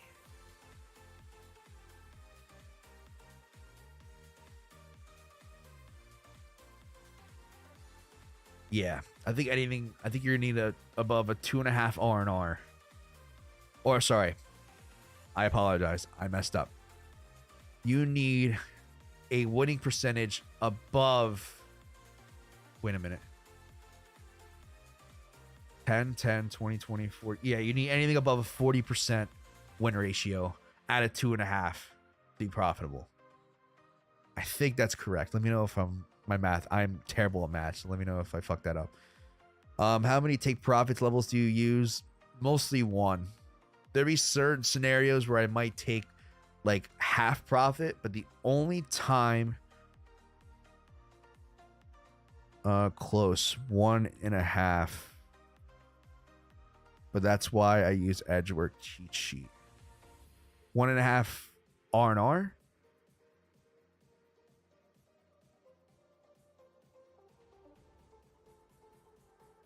I could be for 40% win rate. Okay, but that's for 40% though. I'm going based off of just win percentage. So in order, if you can consistently hit a 2.5 R&R with a 4% stop loss, you would need to have above a 40% win rate. But for your math, you are correct. I'm adjusting the win rate. If that makes sense. I'm going based off a win rate. So anything above a 40. You could be completely right, Alan. To be honest, I'm not good at math. How many TP levels do you use? So I'll primarily use one. I'll possibly consider taking half profit if I'm in such a deep profit level already. Like I'm not gonna go ahead and take one if it's, it really depends on perspective and structure. Like I'm not gonna take profit off of local lows if we're just like right down here. If I'm looking for further, if we're all the way down here, I might consider taking half. But most of the time, I pretty much take I'm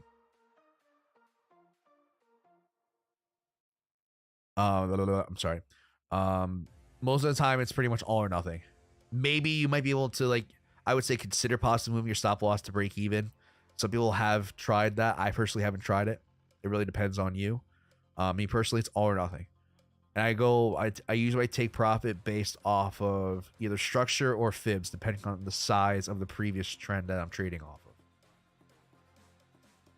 Let me know if you need me to clarify that more. Jakov.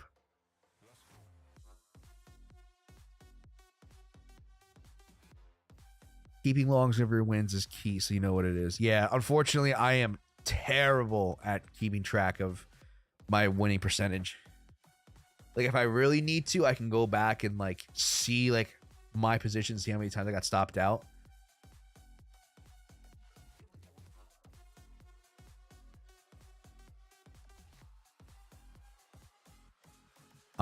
But I am terrible at I am not a good example for keeping track of trades. Because I'm going based off mostly what my account's doing. If I don't see significant growth in my account within a couple months, I'm gonna go back and start asking questions. But for me, 200% over the course of 7 months, is pretty damn good. So I'll take that any day. It's been higher, but that's because the market was treating us better at the time.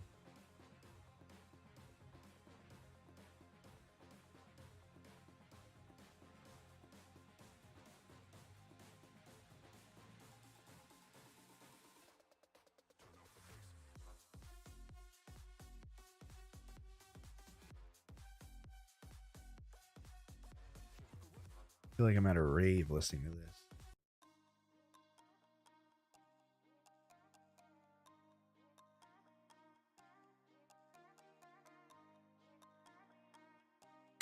Holy shit, we're almost at the 2-hour mark.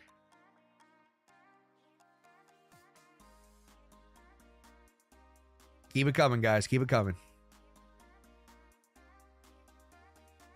This is really good conversation we're having here. So I thank you guys so much for tuning in, stopping by, saying hello, asking questions. You guys are awesome. I appreciate every single one of you.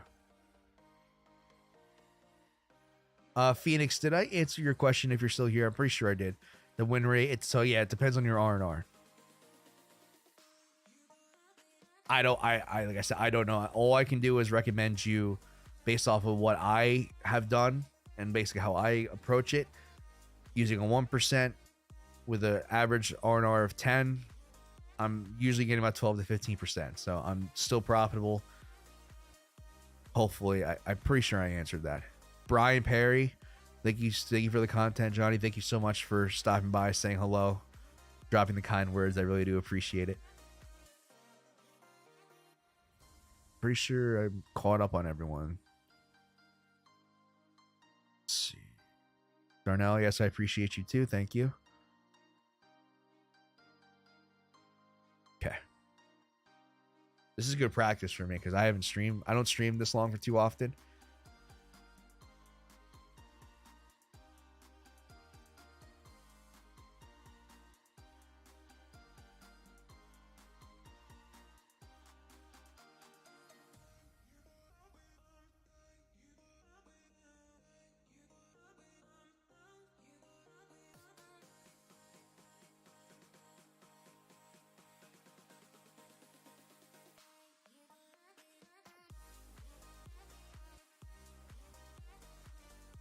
I just realized something. This has been off. There we go. What percentage of portfolio do you use? For trading, like per actual trades, or my total account size using the style? Let me know the first or second one. I can answer both. I just want to clarify which one you're talking about. I think you're talking about the latter. Okay, per trade. Per trade, I'm using 1% risk. And if I'm using like a type of thing where I'm splitting entries, whatever I'm splitting, let's say if I split between two, regardless of what I use, always adds up to 1%. So if I use 50-50, 75-25, me personally, I don't recommend you guys do that at first because it can lead to some bad habits if you don't have everything else in check. But I usually use 1%.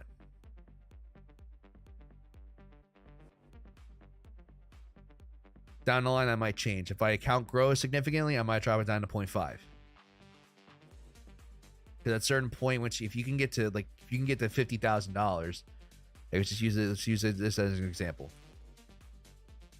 So if you use 1%, all right, 1% of 1,000 is $10. All right, let's say you even get that to 10,000.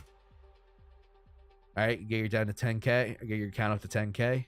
You're risking $100, still 1%. Now for me, if you can hit like that 50 grand mark, I don't think it's necessary to risk $500 on a trade. Especially if this is like your main account, I would say go ahead and drop that down to 0.5. You're still risking more than you would with a 10K account, risking double the percentage, if that makes sense. So for me personally, I'm gonna stick up to 1% for now, and once my account gets up to like 40-50 grand, if I can get it up to there, I'll drop it down to 0.5.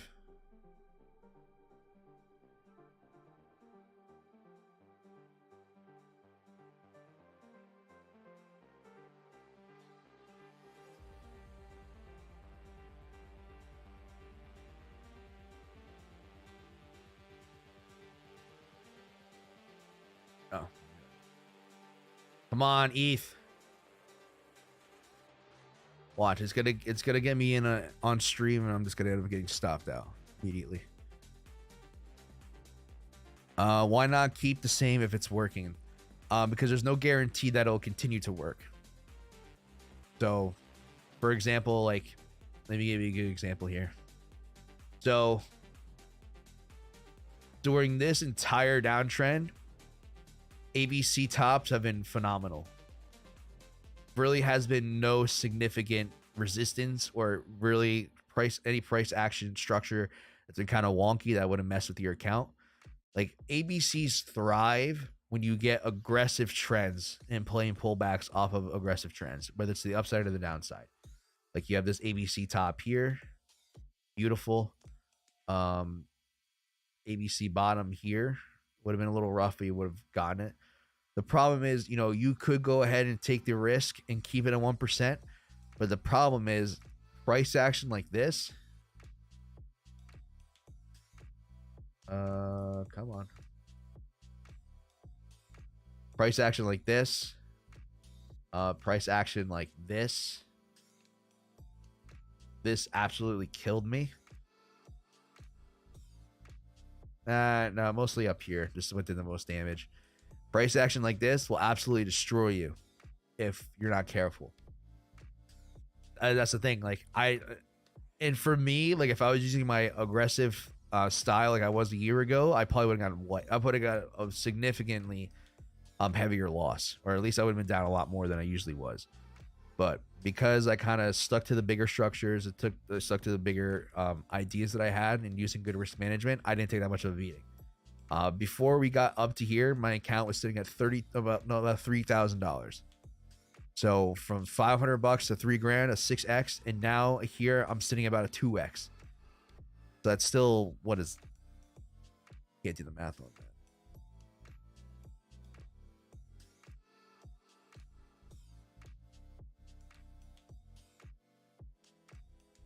Yeah, it's like almost like a 70% decrease.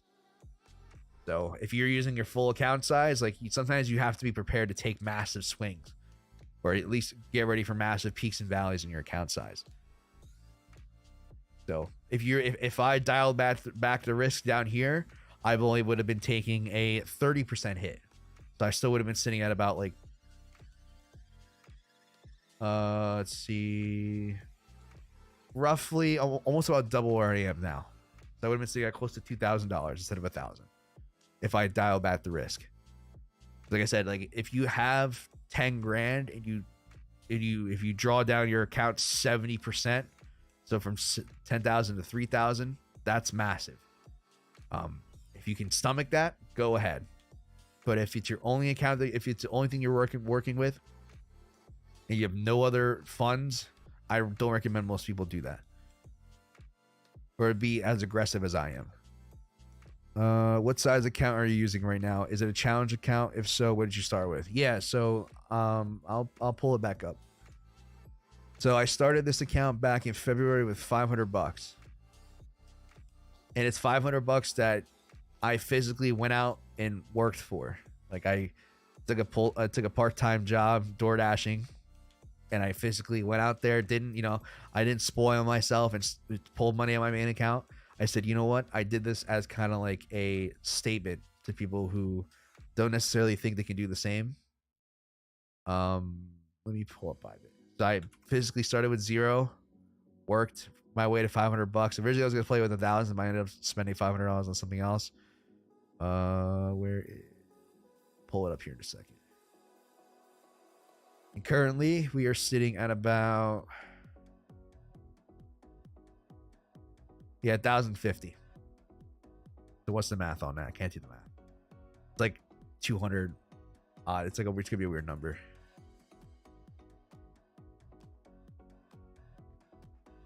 Yeah, 211%. So not bad. We're doing all right. At the peak, like I said, we're seeing it just about $3,000, like 28. I was hovering around like 29 to 3,000. So $500 with like a 6x, not bad. I'll take it. Yeah. So hopefully that answers that question.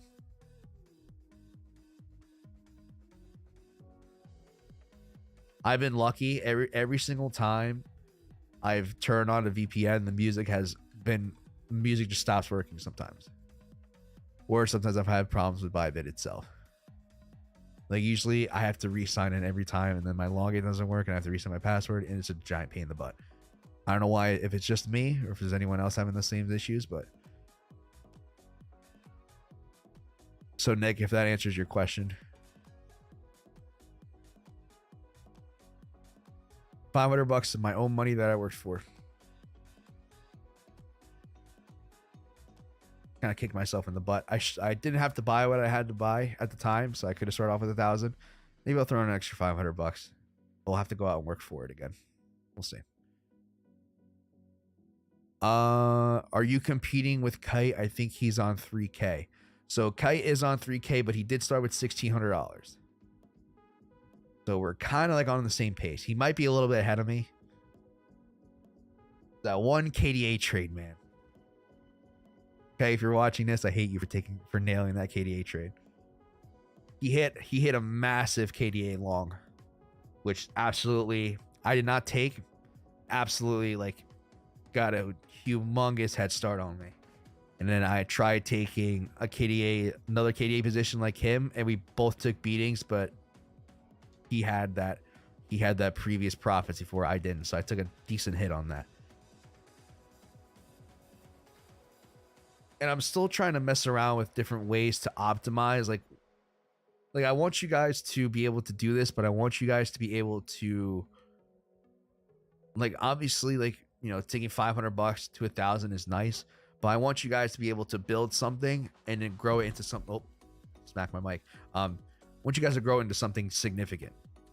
Because for me, I've done it once already. Like, it'd be nice to do it again, but I think it has to be a balance. Hi, can you please explain what to expect when you join your Discord? Thank you so much for taking interest in that. I will go ahead and plug the Discord here in a second. Oh, those are DMs. Nope, here it is. All right, so what you guys can expect. So pretty much I have tutorial videos on the ABC method. I have pretty much, it's a 5 to 6 part series. I plan on adding more. I'm working on more videos now. I'm going to be going back, kind of going over different scenarios on previous price action, how to play that. I'm also going to be going over some trading psychology stuff, which I think you guys should absolutely be focusing on just as much as the ABC method itself. I go over Trader Tom's seminar, which is like a 2-hour piece. I think altogether this is almost about 2 hours with my added commentary. You guys don't have to, you know, I'm not saying that's a significant point. You guys can go ahead and watch that on your own. Talk about some other things that we talk about, like trading psychology wise. I also have like leverage trading tutorials. You know, give you a breakdown how to set up entries on Bybit, going over the simple method, you know, going over the risk calculator. You also get real-time access to stuff that I'm currently seeing, which is, you know, I talked about the ETH position before. It's just some possibilities. So this is other stuff I'm going on about testing new things on Bybit, just kind of informing my group on what I'm currently doing. So this is like a good like trade log for me / you know, real-time updates from what I'm going through. I prioritize you guys before any other groups I do TA for. You know, people have asked me questions. You know, you get access to asking me whatever questions you guys might have. I will, and at some point I do want to build a community, my own community one day, and I would like to have like some sort of like sessions where you guys can like ask me not personal questions, but ask me in-person questions, or pretty much like on private chats where you guys can ask you whatever. That's going to be down the line though. I don't, you know, if you guys are looking for something like that in the future, you know, I would consider waiting because I'm still trying to build. You know, we don't have that many people here active in the Discord at the moment. But it's something I am looking forward to building, and I'm continuing to add content to it.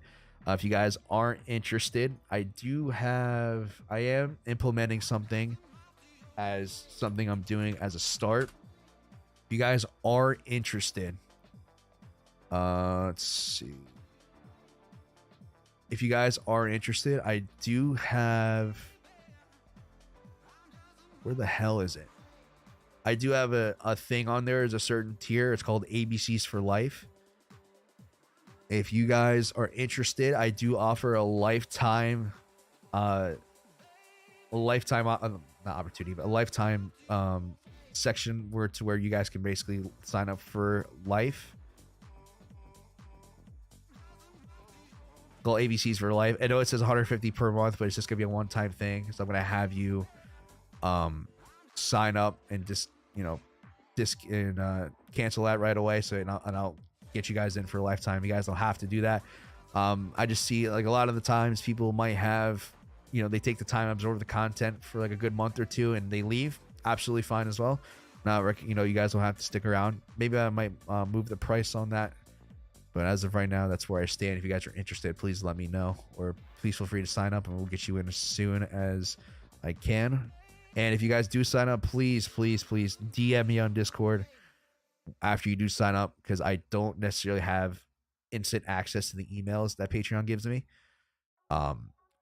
Unfortunately, it's a lot easier for me to keep track of my Discord messages. So guys, please, if you are interested in joining, let me know. And DM me after you sign up so I can get you in right away, so there's no delay. But like I said before, you don't have to pay the upfront thing to get in for life. You can just do it's $50 a month. I think for me, for the time I put into it, the updates you get from me, the accessibility to me, pretty much 24/7, unless I'm sleeping, I will answer as many questions as I can. And I've had a couple of people ask me questions in the group personally who DM'd me, and I actually made separate videos. So if you guys are interested in that as well, I can maybe even explain things more exact. I can do that for you. I definitely plan on using those videos or using certain type of questions that are going to be a little more in-depth to make videos off of. I have a lot of stuff planned for the Discord, so if you guys are interested, you don't have to, because I'm not. You guys can hop in here and ask me any questions you want.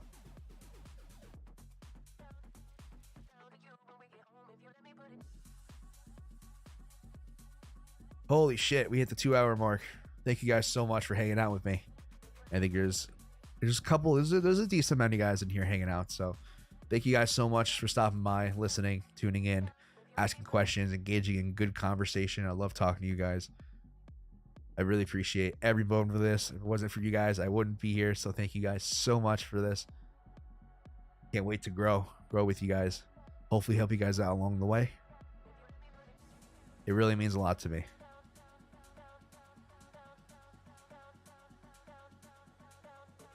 Thanks. Lifetime sounds great. I think it's a good deal. It's just it's a little, and like I don't want to like push this on to you guys, but for me, I'd rather you guys get this as soon, like I'd rather you guys like figure this out as soon as possible without making too many mistakes. And it's just having lifetime access is a good option.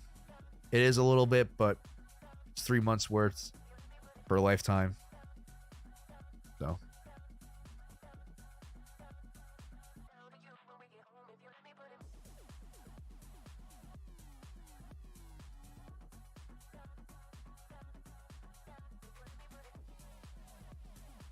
right, folks. Last chance. I'm going to wrap it up in like 5 minutes. Unless you guys got some good questions for me, I'm going to go ahead and call it a night. We've been here for 2 hours and I've loved every second of it. Thank you guys so much for tuning in. Nice to talk to you. Thank you, Jack Hove. I appreciate you stopping by. Thank you so much. Thank you for asking great questions.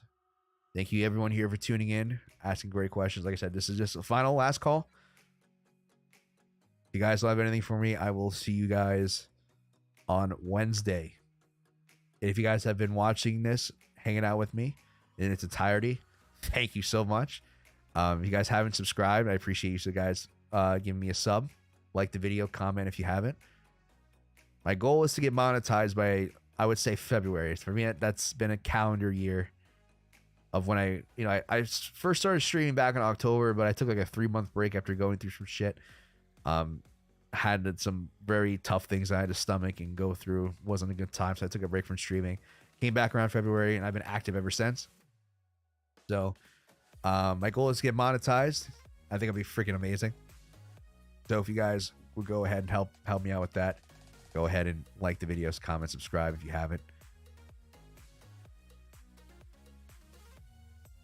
Sweet Chunk, thank you so much for stopping by. Did I say right? Sweet Chunk, yeah. Okay, I just kind of breezed through it. Thank you so much for tuning in, saying hello. I really do appreciate you.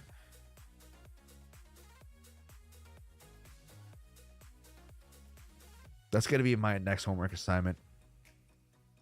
Maybe I'll get it done by the before next stream. I got to add like an ending stream screen and kind of do like what Kite does and play music on the end. Thanks. It's been good chatting to you. It's been good. It's been great conversation. Thank you so much, Alan, for contributing. Thank you so much for asking good questions. You guys help me make the content, so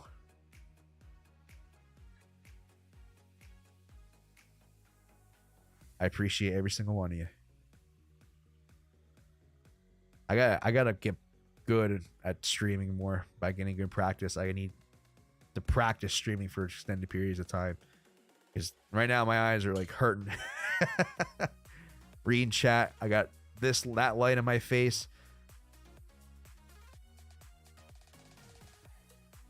Okay, see you later. We will talk soon. Definitely. If you guys are coming from David's channel, check out, go stop by on Thursday night, 7 p.m. EST. I'm going to be with David Tech, where you guys can ask me anything ABC related. So I look forward to seeing you guys there.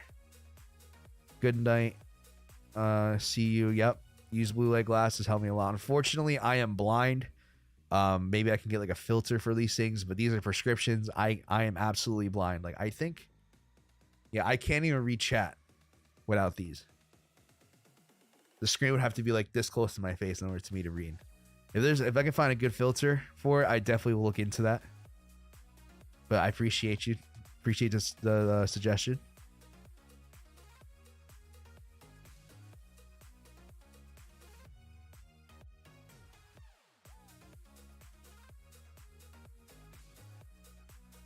All right, folks. I'm going to go ahead and call it a night. Thank you guys so much for tuning in. I appreciate every single one of you for stopping by. If you guys are watching the replay and made it this far, you're absolutely phenomenal. Absolutely phenomenal. I appreciate you guys sticking through the whole thing. Thank you guys so much for hanging out with me. I know you guys, a bunch of you guys in here right now. It really does mean the world. I think that's pretty much it. I gave you guys all the updates that I needed. Talked about everything I wanted to talk about. So until then, I will see you guys probably on Wednesday. It's not going to be a long stream like this because Wednesdays are kind of tight for me. But I'm definitely going to stop by, hang out for a little bit, give you guys a chance to ask you some good questions. If I don't see you guys on Wednesday, like I said, feel free to stop by on David Tech's Discord. If not, he does have a second YouTube channel where he does live stream his AMA session. So please feel free to stop by there, ask any questions. I'll do my best to answer as much as I can. Help you guys out as much as I can as well. So thank you guys so much. Enjoy the rest of your night or morning or evening, depending on where you're watching this. I look forward to see you guys on the next one. Be good, be safe, and until then, I will see you guys soon.